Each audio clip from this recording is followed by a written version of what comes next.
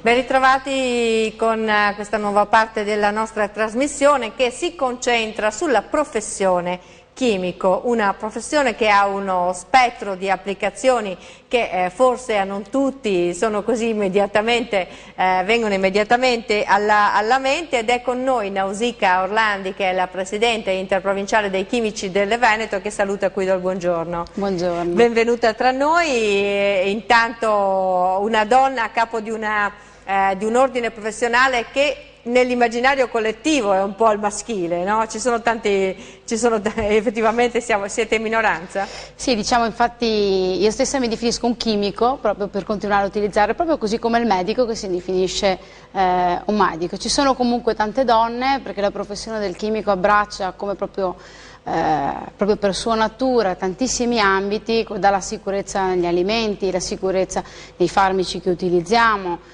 nelle creme, la cosmetica, i prodotti, i vestiti, i tessuti, l'ambiente, la sicurezza negli ambienti di lavoro. Per dirla in una parola un po', diciamo, da orgoglio chimico, basti pensare che la chimica condensa nel suo principio, che è quello della parola atomi, il segreto della vita, perché se anagrammate la parola atomi viene fuori ti amo. E quindi si dice che l'amore è una questione di chimica anche. Esatto, quindi anche questa è questione di chimica, certamente. Ed è veramente così, perché più si va avanti, più si capisce anche il ruolo degli ormoni, la chimica, insomma sostanzialmente siamo fatti di chimica, e quindi anche nell'amore questa ha una sua valenza. Il prossimo 16 luglio a Padova si tiene un convegno nazionale che raduna proprio i chimici di diversi settori per affrontare quelle che sono le tematiche che in questo momento sono sul tavolo e che interessano di più la professione. Una di queste è un po' tecnica, però penso che sia abbastanza semplice da spiegare anche al nostro pubblico, riguarda la differenza tra il rapporto di prova e un certificato di analisi. Tutti quanti sappiamo cosa sono le analisi mediche e il significato che viene dato a un certificato medico quando ci viene consegnato. Ecco, la differenza appunto sta proprio qui ed ha un gran valore per il vostro settore. Sì, per il nostro settore è un argomento molto importante, tant'è vero che di questo ne parliamo insieme anche proprio con il vice direttore di Accredia, che è l'ente che certifica tutti i laboratori oltre che gli enti di certificazione, e con anche un PM e con degli avvocati giuristi. Il certificato di analisi rilascia a chi lo riceve, che può essere il cittadino quando andate a fare un'analisi, che può essere la pubblica amministrazione, che può essere un'azienda, una garanzia in più, perché è firmato da un chimico che è iscritto a un ordine, e l'ordine dei chimici risponde al Ministero di Grazia e Giustizia, quindi è una responsabilità che viene data da chi emette questo certificato, quindi è molto importante. Il rapporto di prova è l'esito che viene poi valutato e trasformato in certificato di analisi. Ecco, perché ne discutete così tanto? In questo momento è intervenuto qualcosa dal punto di vista normativo, oppure c'è bisogno di incentivare anche da parte dei diversi enti che appunto chiedono magari delle analisi chimiche l'utilizzo del certificato? E penso che in questo momento, come anche negli ultimi anni, c'è bisogno di chiarezza, soprattutto per chi chiede un qualche cosa, non tanto per chi rilascia, ma per chiarezza, perché molto spesso non vengono date le garanzie giuste alle persone che le richiedono. Quindi noi trattiamo di questo argomento proprio per fare chiarezza e per darne anche pubblicità, perché le persone appunto siano informate anche di questo, anche tra gli stessi chimici. E credo che a tutti venga in mente anche le moltissime operazioni che vengono fatte, che noi riportiamo come giornalisti anche in cronaca, di sequestri nei diversi ambiti. Ormai tutti i giorni vengono sequestrati materiali o contraffatti o comunque ritenuti pericolosi per la salute, che possono essere dal materiale elettrico a materiale che viene usato per in cartolibrerie, a materiale a vestiti, a cosmetici. Certo. Ecco, lì manca quasi ovviamente tutto sostanzialmente sempre, ed è una cosa che magari fanno le forze dell'ordine, mentre nelle aziende serie, nei prodotti seri, questi certificati dovrebbero far parte dell'iter consuetudinario, se siamo così. Esatto. Ecco, infatti proprio nella seconda sessione nel pomeriggio, visto che mi stai introducendo un po' l'argomento, anche con un personaggio televisivo, a noi caro, visto si parlava di indagini criminologiche, magari qualcuno l'ha già visto su Porta a Porta, insomma in qualche altra trasmissione. Parliamo del ruolo appunto della chimica nei vari settori e quindi alla tutela della nostra salute quotidiana. Quindi parliamo con la direttrice dell'Istituto Superiore della Sanità di quelli che sono un altro tema per noi importante, che è quello appunto della merce, che la merce non venga contraffatta, quindi degli articoli, dei giocattoli, dei tessuti, del REACH, che è un regolamento europeo che garantisce che la merce che circola in Europa risponda a dei requisiti per noi fondamentali ai fini della nostra salute. Insomma, che se non ci mettiamo un abito, questo dopo un giorno non comincia a crearci dermatiti, rilasci colore o quant'altro. Ecco, sicuramente è importante. Stessa cosa ne parliamo anche, appunto, dicevi prima, nell'ambito dei cosmetici, quindi con il cosmetologo che è il dottor Rigano, degli alimenti con il direttore dell'Istituto Zooprofilattico delle Tre Venezie, che è il dottor Angeletti, ecco, e poi, come dicevi prima, che sono importantissimi i NAS proprio per la nostra tutela, quindi avremo con noi ospiti sia i NAS che sempre delle forze dell'ordine, dei carabinieri, avremo anche ospiti appunto i RIS, e quindi poi concluderemo come la chimica ha importanza anche nell'indagine, ahimè non sempre molto positive, perché insomma sono cronaca nera. Comunque anche nelle indagini appunto criminologiche la chimica, come vedete un po' a volte nella televisione, è sicuramente fondamentale. No, ma assolutamente lo è fondamentale, tutti i giorni lo raccontiamo e ci sarà una delle criminologhe più note in televisione, che è l'Abruzzone sostanzialmente, esatto. E che ci racconterà come anche nella professione forense il ruolo del chimico sia diventato negli anni sempre più fondamentale, grazie anche ai RIS. Ormai abbiamo visti nei telefilm, li abbiamo visti dappertutto. Noi li avremo dal vivo. È una questione molto seria, molto concreta, ed è un ambito di lavoro che può offrire anche grandi soddisfazioni, sì, perché di chimici c'è bisogno in Italia. Sicuramente siamo pochi, quindi in tutti questi settori. Sì, io ritengo appunto che la chimica è una materia che dà la possibilità anche a un ragazzo nuovo di lavorare non solo in Italia ma anche all'estero, perché appunto, come tutte le materie scientifiche, senza dubbio ti permette di essere duttile e versatile in qualunque settore, e anche appunto in Italia come in Europa come all'estero. Le normative di cui si parla sono italiane, sono europee, quindi sicuramente è un ambito anche per la gioventù dove c'è la possibilità di trovare impiego, non solo in Italia ma ripeto soprattutto in qualche anche settore all'estero. In particolare in questo momento nuovo e innovativo? Ma sicuramente c'è lo sviluppo dei materiali particolari, materiali che poi sono a supporto anche nell'ambito medico, lo sviluppo.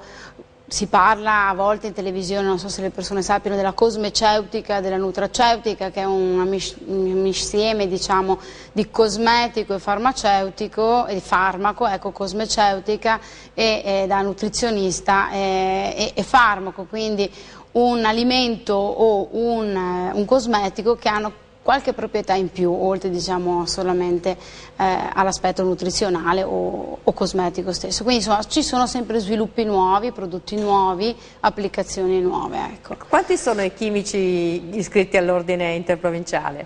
I nostri chimici iscritti all'ordine interprovinciale, che riguarda le province di Padova, Belluno, Rovigo e Vicenza, siamo circa un 400 di chimici iscritti. Nell'intera totalità del Veneto siamo circa un 1000 iscritti.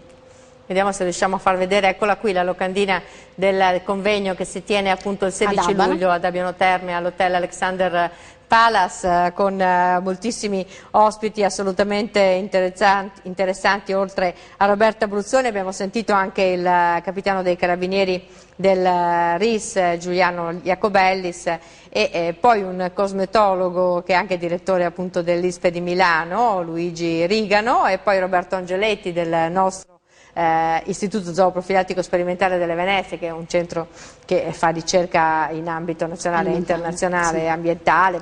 Pensiamo solo a quello che è successo con l'aviaria, con la mucca pazza, e tutte le analisi che vengono fatte in questo settore, e poi appunto la salute, che è, diciamo, l'argomento che interessa un po' tutti. Ma non è sempre obbligatorio però che ci sia l'accompagnamento di un chimico all'interno di tante aziende. non è sempre così scontato. Non è scontato, ecco, molto spesso infatti attività che sarebbero di competenza del chimico vengono svolte, diciamo, da altre professioni, però una cosa appunto che noi ci teniamo è far presente anche alla popolazione che molto spesso in alcuni ambiti è importante che una determinata valutazione venga fatta proprio da un chimico o eventualmente un chimico in collaborazione, come spesso accade, con un'equipe di varie persone, perché ovviamente ciascuno ha la sua specializzazione, ciascuno ha la sua competenza e molto spesso le tecnologie di adesso, sia nell'ambito dei materiali ma anche una crema stessa che voi pensate o un farmaco o un prodotto alimentare, può essere sviluppato insieme a più persone, quindi che può essere il chimico, il biologo, l'agronomo, il forestale, il perito, eccetera. Cioè ci sono più multidisciplinarità, ecco. Così come le aziende adesso spesso per andare avanti si associano e fanno dei prodotti che sono innovativi proprio perché collaborano tra di loro con più discipline, stessa cosa anche proprio gli stessi prodotti vengono sviluppati, la ricerca e sviluppo è sempre stata alla base di una collaborazione di professione ovviamente. Lo sviluppo della professione è legato anche a tanti temi che affrontiamo molto spesso noi, che è quello della tracciabilità, cioè il consumatore chiede sempre di più di sapere quello che contengono le cose, parliamo per le creme, i prodotti sanitari, le medicine, cose di questo genere, che anche su questo le persone sono sempre più attente, però non sempre la legge segue questa necessità del consumatore. Sì, diciamo che anche non sempre viene comunicato al consumatore abituale come leggere un'etichetta, come leggere un'etichetta di un alimento, parlavamo, oppure di una crema. Saper leggere significa anche poter scegliere. I coloranti spesso noi troviamo delle lettere, ma alla lettera corrisponde un significato, un prodotto. Stesso analogo discorso, basti pensare per adesso tutti i prodotti chimici, è cambiato con il 1° giugno in maniera definitiva l'etichettatura del prodotto, posso solo pensare a chi magari non ha l'occasione di lavorare in un'azienda e quindi non ha l'occasione di essere informato per la sua sicurezza, prende un semplice prodotto chimico che una volta eravamo abituati alla classica X, no? Quella dove era appunto indicato nocivo piuttosto che irritante, adesso magari si trova di fronte, anziché a un quadrato arancio con la X dentro, si trova un bel rombo bianco col bordo rosso e dentro un punto esclamativo. Ecco, anche questo tipo di informazione magari non sempre passa al consumatore, quindi non viene magari informato e non viene data la possibilità di apprendere quello che può essere utile per la sua vita di tutti i giorni. Assolutamente, nemmeno io lo sapevo questo del cambiamento. Ma mescolare prodotti a volte a casa può creare problemi proprio per la propria salute, anche nella semplice pulizia. Ma cos'è bisogna un adeguamento a una direttiva europea? Sì, c'è una direttiva che è la direttiva REACH che parte dal 2007, pian pianino si è attuata e poi arriverà a compimento nel 2018. Questa direttiva prevede che tutti i prodotti cambino la loro modalità di valutare le schede, quindi di sicurezza, prodotti chimici stiamo parlando, e insieme a questo pian pianino anche tutti quelli che sono le etichette cambino per essere uniformi a livello internazionale con una direttiva che è quella degli imballaggi che si chiama CLP. Ecco, che quindi prevede dal 1° giugno questo cambio di questa etichettatura. Quindi quando andremo anche al supermercato ci troveremo di fronte concretamente a questo cambiamento. Esatto, pian pianino lo vedrete dal vivo. Allora, vengono in mente tante domande perché veramente le frontiere della chimica sono assolutamente molto, molto vaste, però vorrei parlare, abbiamo parlato di tanti ambiti già, vorrei parlare un po' di innovazione sostanzialmente, su cosa si sta muovendo, perché principalmente qui in Veneto abbiamo avuto il problema della chimica di Porto Marghera, abbiamo a che fare in questi giorni con un problema che è quello dello stoccaggio dei rifiuti, per esempio alla Fincantieri di Monfalcone, quindi spesso noi dobbiamo parlare di questioni che hanno a che fare con la chimica legate ad aziende molto grandi, a settori molto grandi. La chimica dicevamo che è nelle nostre vite tutti i giorni, dalle magliette che utilizziamo fino ai prodotti appunto che andiamo a trovare al supermercato. Ci siamo composti noi stessi di chimica ovviamente perché la semplice digestione, tutte le varie reazioni che avvengono nel nostro organismo sono reazioni chimiche. Quindi voi questo convegno fa parte anche di un percorso di avvicinamento alle persone, di far conoscere di più questo mondo e questo ambito? Sì, vogliamo far capire che la chimica non è una cosa negativa, ma la chimica è una cosa positiva, può essere utilizzata in maniera molto positiva. Proprio per la salute, conoscere, saper utilizzare la chimica in una maniera appropriata può portare un giovamento alla propria realtà. Parlando di innovazione, di frontiere nuove, sicuramente una di quelle è quella che viene chiamata green chemistry, visto che si usa molto l'inglese, cioè la chimica verde. Ci sono tantissimi processi che vengono studiati per poter riutilizzare prodotti, riconvertire i prodotti, estrarre l'energia da determinati prodotti. Quindi tutte queste tipologie di studi, di sviluppi sono rivolte per migliorare la nostra situazione. Basta che voi pensiate che una vita senza prodotti chimici ormai oggigiorno è impossibile. Voi dovreste entrare a casa vostra e dimenticarvi qualunque cosa sia di plastica, qualunque cosa sia pitturato, qualunque cosa sia tipo una moquette, un tappeto, quindi penso che rimarrebbe molto poco. Ecco, anche molti vestiti vi si sfalderebbero perché se non sono completamente in cotone probabilmente qualche filo di viscosa o di nylon ce l'abbiamo. Ecco, quindi quello che si cerca allo sviluppo futuro è quello di fare dei prodotti a partire da prodotti di partenza. Ci sono anche tutti studi legati ad esempio al riutilizzo degli scarti di lavorazione anche di quelli che sono i prodotti alimentari, come potrebbero essere le arance piuttosto che altro. Quindi il grande dibattito è la sostenibilità anche nell'ambito della chimica. Senza dubbio, la sostenibilità. E produrre prodotti che possano essere il meno possibile dannosi per le persone e per l'ambiente. Esatto, e poi un altro discorso, visto si parlava appunto delle aziende e ne trattiamo anche nel convegno, è proprio il rispetto degli odori. Molto spesso si associa al cattivo odore un problema, a volte non c'è odore, c'è problema. A volte il cattivo odore è semplicemente un cattivo odore ma non crea un problema per la salute. Uno degli sviluppi appunto, su cui si muovono tanti fronti è proprio quella dell'analisi degli odori, quindi ne parliamo con il presidente proprio, visto che si parla di Monfalcone di Trieste, che si occupa di questa tematica. Ma assolutamente, anche perché viene in mente il trattamento dei rifiuti e tutto quello che ha a che fare con le aziende, che sono ovviamente numerose anche dalle nostre parti sul trattamento dei rifiuti. Però il trattamento dei rifiuti la chimica c'entra in pieno, dalle analisi dei rifiuti a tutti quelli che sono i suoi processi. Appunto, molti chimici si occupano nell'ambito dei rifiuti. Assolutamente, la stessa questione appunto della Monfalcone, dei cantieri di Monfalcone è legata al trattamento dei rifiuti e vediamo che stiamo tutti quanti tremando perché ci sono 4.500 posti di lavoro che dipendono dalla soluzione e dalla procedura con cui vengono trattati, perché il problema una volta individuato e analizzato può essere soluzionato, anche questo è l'aspetto positivo. Si spera sempre di trovare una soluzione, perché una soluzione si deve trovare, basta cercarla sempre. Questo è il nostro punto di vista. E se non vale per degli scienziati, assolutamente. Una cosa magari mi premeva anche ricordare che proprio essendo un convegno nazionale sarà presente anche il presidente del Consiglio nazionale dei chimici, che è il professor Armando Zingales, che è di Venezia, nonché è stato professore per tanti anni a Ca' Foscari, e proprio sarà lui a trattare della prima delle tematiche, proprio quella del rapporto di prova e il certificato di analisi. Noi dobbiamo fermarci adesso per una piccola pausa, ma poi torniamo insieme per parlare con Nausicaa Orlandi ancora della professione del chimico e delle frontiere che si stanno aprendo. Tra poco.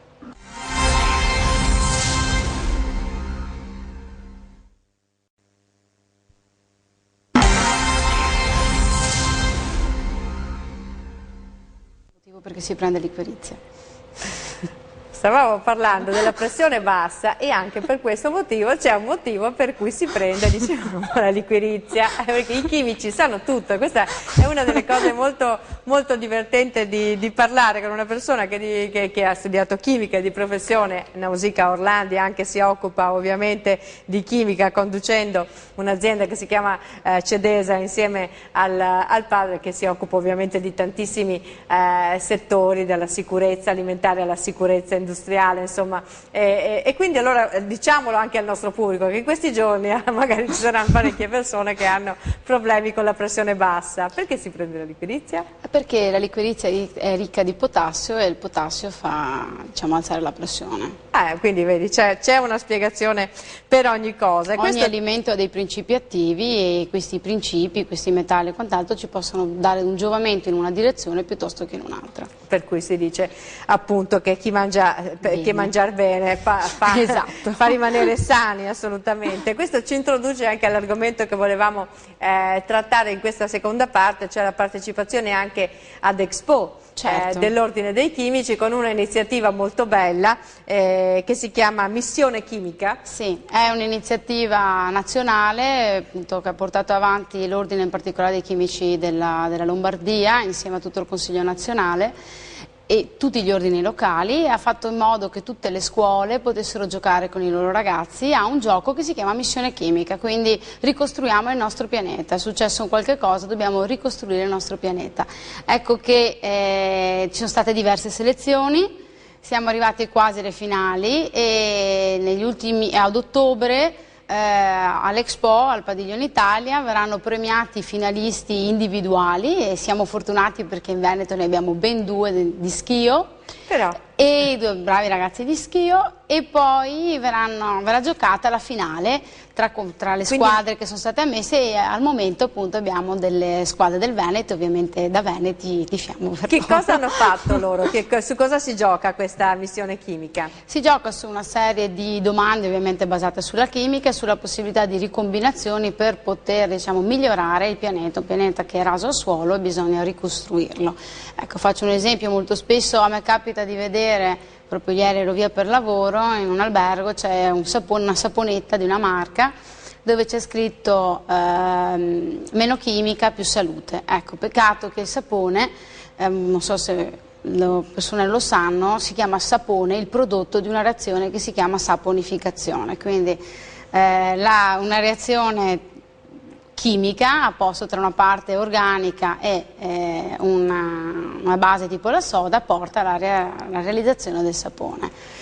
Quindi potreste farvelo tranquillamente anche in casa. Ma se ci sono anche dei siti specializzati internet in cui ci insegnano anche a farlo in casa. Io non sono ancora arrivata a tanto, ma chissà se lo sperimenterò. Però penso che tutti da piccoli abbiamo avuto quel gioco in casa chimico, e che ci dà un po' l'idea di quanto può essere affascinante, certo, il mondo della chimica e quanto lo è effettivamente per i ragazzini. Poi durante il percorso di vita, prima di arrivare all'università, magari molti di loro si dimenticano di quanto si divertivano con quel gioco. Invece la passione per il mondo della chimica, soprattutto in un paese come il nostro che ha inventato la plastica, voglio dire, con Natta, e quindi abbiamo veramente, anche in questo ambito, dicevamo prima, nella medicina, ma anche nell'ambito chimico, sicuramente il nostro paese ha dato un grandissimo contributo. Dovrebbe essere forse ricordato di più anche nell'orientamento scolastico, certo, quante e quali prospettive può dare di lavoro anche questa professione. Questa professione può dare diverse prospettive, prima di tutto perché è una professione che non viene molto spinta e quindi molto spesso vengono ricercati, spesso anche lo stesso ordine, ci sono aziende che scrivono per eventualmente pubblicizzare, e anzi siamo a disposizione sempre ricerca di persone. Proprio perché il laureato in chimica è una persona, o anche eventualmente il perito chimica, è una persona che non è, diciamo così, scontato, non ce ne sono molti che escono con una laurea in chimica o in chimica industriale, abbiamo sempre 2 lauree, no? E ovviamente è una laurea che offre l'opportunità, parlando un linguaggio internazionale, di andare dovunque.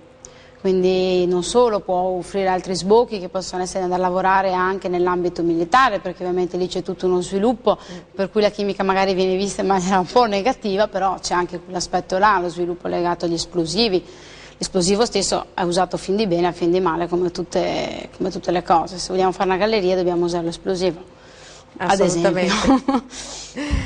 Allora, questo mi porta anche a chiedere una cosa, come avviene in tutte le professioni, iscriversi a un ordine professionale richiede anche un percorso, Certo. una tariffa annuale che magari certi decidono di non pagare, invece ci sono dei vantaggi anche a Certo. utilizzare l'ordine per la propria formazione, per il proprio lavoro. Sì, il percorso ovviamente è laurearsi, prima cosa, o triennale o quinquennale. Una volta laureatosi si fa l'esame di Stato.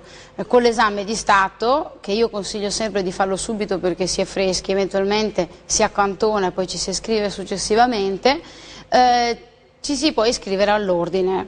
L'ordine che vantaggi dà a un iscritto? Beh, innanzitutto può esercitare la libera professione, che non è necessariamente quella svolta a partita IVA, può essere anche una prestazione occasionale, quindi può essere molteplice la tipologia di libera professione. Alle perizie che vengono richieste in vari ambiti, eccetera.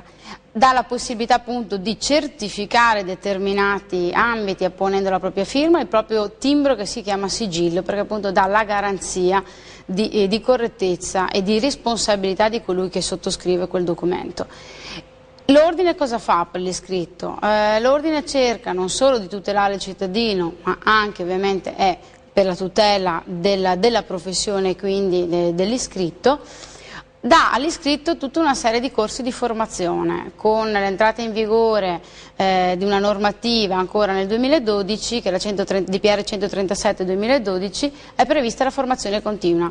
Solamente qua il nostro ordine da settembre a dicembre ha messo in programma una serie di corsi che vanno da, ad esempio, i sistemi di gestione, perché i chimici fanno anche sistemi di gestione, qualità, ambiente e sicurezza, il regolamento nuovo sui cosmetici, il regolamento sui rifiuti, analisi tecniche legate alla bisogna codice. Avere anche voglia di affrontare temi burocratici, però. Ci sono anche temi burocratici di scienza forense, appunto, cioè chimica forense, perché appunto opera nell'ambito poi dopo legato alle indagini, criminologia, a perizie, a bonifiche e quant'altro. Molte aziende si lamentano degli adeguamenti che vengono spesso richiesti e che hanno a che fare proprio con anche la professione del chimico, però alla fine tutta questa carta serve a dare maggiori garanzie di sicurezza in genere. Sì, noi diciamo sempre la carta deve essere poca, ma deve essere quella carta che ti serve per certificare che quello che è stato fatto a monte è stato fatto secondo i criteri previsti, che quello che tu mangi, che quello che ti metti addosso, che quello che vendi, il tuo prodotto contenga quei prodotti che non fanno male, che rispettano determinate restrizioni. Certo che in un mondo globalizzato questa garanzia sia sempre meno, no? È sempre meno, perché molto spesso il problema è che prodotti che non possono essere più commercializzabili qui, perché magari sono cancerogeni o comportano altri problemi, vengono venduti a paesi dove questi problemi non ci sono. Oppure ad esempio la concia, che in Italia viene fatta secondo determinate normative che garantiscono a noi determinate sicurezze, basta andare al di là del Mediterraneo, dall'altro lato, e abbiamo garanzie che non ci sono più, e quindi poi magari la merce esattamente, quindi è importantissimo il ruolo che hanno le nostre dogane e i nostri controlli alle frontiere. Ma anche eticamente è così importante secondo me, perché una persona compra un prodotto anche perché conosce più o meno il processo di produzione. Quando si compra non si sa come è stato fatto, non solo perché è dannoso, ma anche perché appunto magari c'è dello sfruttamento umano, di minori, cose di questo genere. Infatti, questa è anche un'altra cosa. In Italia, se il prodotto è fatto in Italia, quindi io sono sempre stata a favore delle aziende italiane, ci sono determinati controlli, ci sono determinati regolamenti. Se viene fatto fuori e ricommercializzato, questi controlli non sempre ci sono. Grazie a Nausicaa Orlandi, Presidente interprovinciale dell'Ordine dei Chimici del Veneto. Il 16 luglio chi ha voglia di approfondire può farlo al convegno da Buono Terme all'Alexander Palace, tra l'altro un convegno che vale anche come crediti formativi. Sì, 8 crediti formativi. Deve continuare nella professione chimica. Grazie ancora e in bocca al lupo per tutto, e noi ci vediamo come sempre domani. Arrivederci.